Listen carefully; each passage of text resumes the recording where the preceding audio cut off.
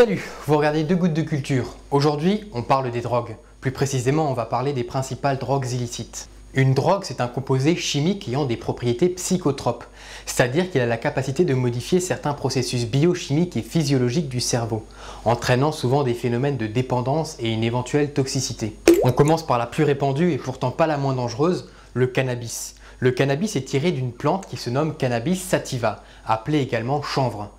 On utilise cette plante dans de nombreux domaines pour la fabrication de cordages, d'isolation, d'alimentation, de cosmétiques et également de médicaments pour ses propriétés psychotropes.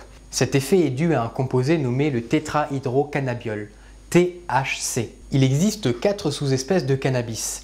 Cannabis sativa sativa est la plus utilisée car elle pousse vite et son taux de THC est élevé, ce qui procure un effet euphorisant et excitant. Le cannabis sativa indica ou chanvre indien, le cannabis sativa spontanea ou chanvre sauvage qui pousse dans l'Europe de l'Est et dans la Russie, son taux de THC est très faible.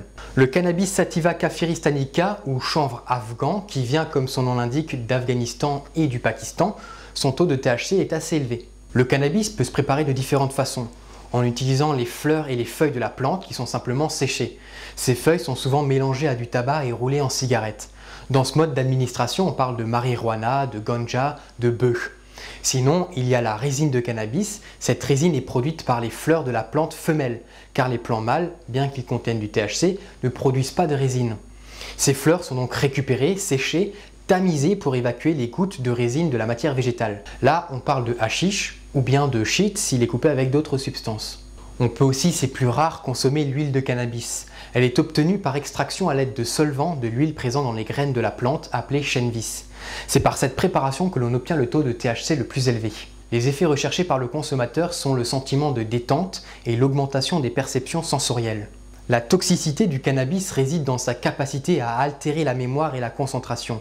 Il peut également générer anxiété, paranoïa et troubles de la pression artérielle. Le prix du cannabis en France est de 4 à 8 euros le gramme. Le prix moyen d'un joint est donc de 2 euros.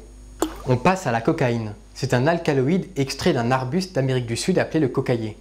Les feuilles de coca sont mélangées à un produit alcalin et à un solvant organique, souvent du bicarbonate de sodium et du kérosène. Ce traitement va libérer les alcaloïdes dans le solvant. Les alcaloïdes sont alors extraits du kérosène grâce à une solution acide, souvent de l'acide sulfurique. L'acide est alors neutralisé par la solution alcaline de bicarbonate de sodium. On obtient alors la pâte de coca. Celle-ci peut être fumée mais pas sniffée. Pour obtenir de la vraie cocaïne, il faut purifier la pâte de coca. Pour ce faire, celle-ci est dissoute dans de l'acide chlorhydrique, puis on ajoute du permanganate de potassium pour éliminer les impuretés. On ajoute alors de l'ammoniac pour faire cristalliser la cocaïne qui précipite alors au fond du récipient. La solution est séchée et la poudre résiduelle est récupérée. On a enfin de la cocaïne pure. Celle-ci est souvent coupée avec d'autres produits. La cocaïne est souvent absorbée par inhalation, mais elle peut aussi l'être par injection intraveineuse. À partir de la cocaïne, on peut aussi préparer le crack en dissolvant la poudre dans du bicarbonate de sodium et de l'eau.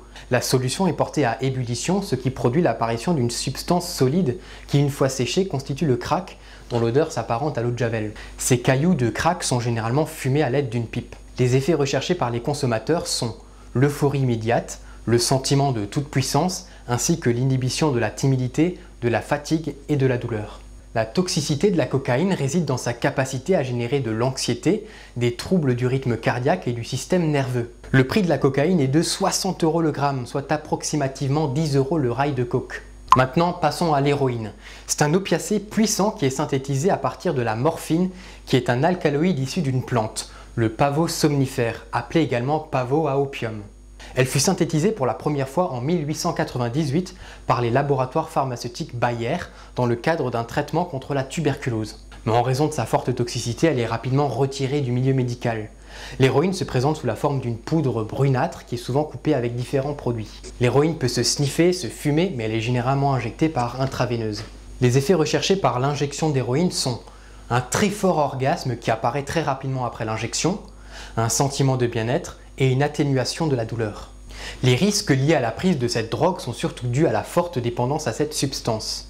Il existe aussi le risque de surdosage en cas d'héroïne consommée trop pure. De plus, la piqûre, souvent réalisée dans de mauvaises conditions, peut provoquer des infections des tissus, voire des septicémies. Le prix de l'héroïne est de 40 € le gramme, soit approximativement 10 € le shoot. Alors, l'ecstasy, c'est une amphétamine qui est synthétisée à partir de l'huile essentielle de sassafras. Il se présente souvent sous la forme de comprimés avalés, mais il peut aussi se sniffer sous forme de poudre. Les effets recherchés sont la diminution de la fatigue et la sensation d'énergie, la désinhibition et la sensation d'empathie. Mais la consommation d'ecstasy entraîne également anxiété, cirrhose, insuffisance cardiaque et hyperthermie. Le prix de l'ecstasy est en moyenne de 56 € le gramme, soit 6 € le comprimé. Maintenant, le LSD, appelé également acide. Les initiales signifient Lysergsäure-diéthylamide. C'est un mot allemand, vous l'aurez compris. C'est un composé synthétisé à partir de l'ergot du seigle, qui est une moisissure parasite des céréales. Le LSD est vendu en poudre, en comprimé, mais le plus souvent en liquide appliqué sur du papier buvard. Il est ingéré par voie orale. Les effets recherchés sont l'apparition d'hallucinations et le sentiment d'euphorie.